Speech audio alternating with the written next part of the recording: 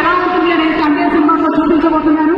దీనికోసం చిన్న పని కాదు, ఓల్డ్ ట్రాన్స్ఫర్మేషన్ జరిగింది. ఆ ట్రాన్స్ఫర్మేషన్ వీడియో నాగ చైతన్య చూసేద్దాం.